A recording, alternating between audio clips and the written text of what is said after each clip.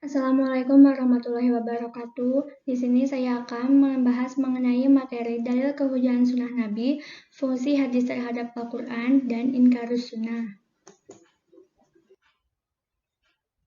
Yang pertama ada materi dalil kehujahan sunnah Nabi. Dalil kehujahan sunnah Nabi terdiri dari dua, yaitu dalil nakli dan dalil akli. Dalil nakli terdiri dari dalil Al-Quran yang berbunyi Bismillahirrahmanirrahim. May yasha'u fa'aminu billahi wa rasulih wa in tu'minu wa tattaqu falakum ajrun azim. Yang artinya, karena itu berimanlah kepada Allah dan Rasul-Rasulnya, dan jika kamu beriman dan bertakwa, maka bagimu pahala yang besar.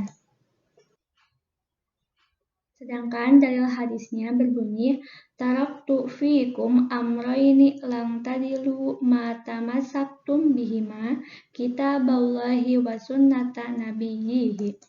Artinya, aku meninggalkan bagi kalian dua hal. Kalian tidak akan tersesat selama berpegang teguh dengan keduanya, yaitu kitabullah, Al-Quran, dan ajaran nabinya. Hadis riwayat Al-Hakim dan Imam Malik. Sedangkan dalil akli kehujahan sunnah Nabi adalah yang pertama, Al-Quran memiliki sifat qat'i al-wurud, sedangkan as-sunnah bersifat zani al-wurud.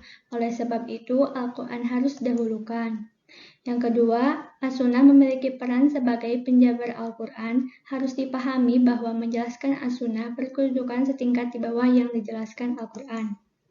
Yang ketiga, adanya beberapa hadis dan asar yang memberikan keterangan tentang urutan dan kedudukan as-sunnah setelah Al-Quran.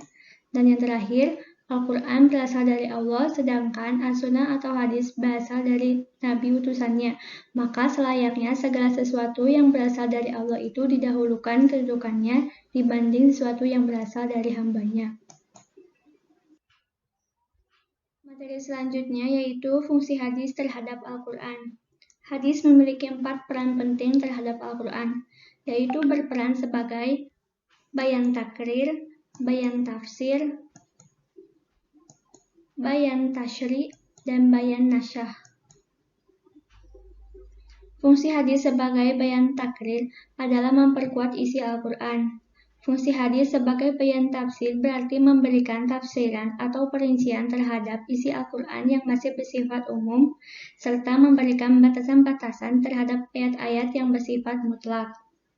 Sedangkan hadis sebagai bayan tasyri berperan sebagai pemberi kepastian hukum atau ajaran-ajaran Islam yang tidak dijelaskan di dalam Al-Quran. Yang terakhir, hadis berperan sebagai bayan nasah, sebagai ketentuan yang datang kemudian dapat menghapuskan ketentuan yang terdahulu, sebab ketentuan yang baru dianggap lebih cocok dengan lingkungan yang lebih luas.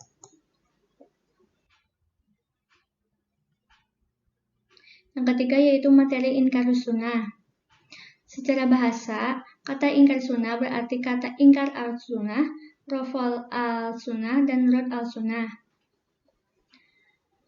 Dalam bahasa Indonesia, kata ingkar mempunyai beberapa makna, antara lain menyangkal, tidak membenarkan, tidak mengakui, dan tidak mungkin.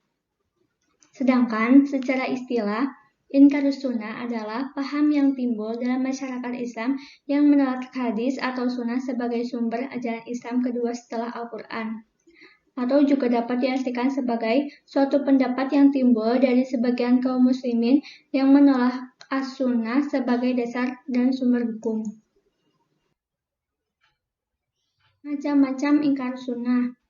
Ingkar sunnah terdiri dari ingkar sunnah mutlak, ingkar sunnah kuli, ingkar sunnah syaib kuli, dan ingkar sunnah juz'i. Ingkar sunnah mutlak berarti mengingkari kehujahan seluruh sunnah secara mutlak sebagai sumber hukum, baik substansi sunnah amaliyah secara mutawatiroh maupun sunnah yang terkodifikasi. Ingkar sunnah kuli yaitu pemikiran mengingkari sunnah secara modern dengan keseluruhan, baik mutawatiroh maupun ahad. Sedangkan ingkar sunnah syaib kuli yaitu golongan yang hanya menerima hadis mutawatir saja, menolak seluruh sunnah ahad. Yang terakhir yaitu ingkar sunnah juz'i, artinya mengingkari sebagian sunnah ahad yang sahih yang dianggap bertentangan dengan Al-Quran atau dianggap bertentangan dengan rasio dan sains. Dalil atau argumen ingkar sunnah. Yang pertama ada dalil Al-Quran yang berbunyi Bismillahirrahmanirrahim. Wa nazzalna 'alaikal kitaba tibyanan likulli syai'. Yang artinya, dan kami turunkan kepadamu Al-Quran untuk menjelaskan segala sesuatu. Quran Surah An-Nahl ayat 89. Atau ada juga Bismillahirrahmanirrahim. Ma faratna fil kitabi min syai'. Yang artinya, tiadalah kami alpakan atau hilangkan sesuatu pun dalam kitab.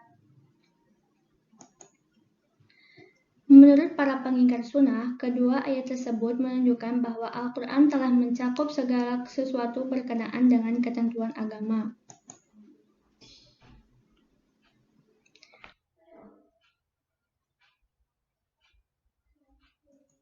Dalil akli inkarus sunnah yaitu Al-Quran diwahyukan oleh Allah Subhanahu wa Ta'ala kepada Nabi Muhammad SAW melalui malaikat Jibril dengan berbahasa Arab.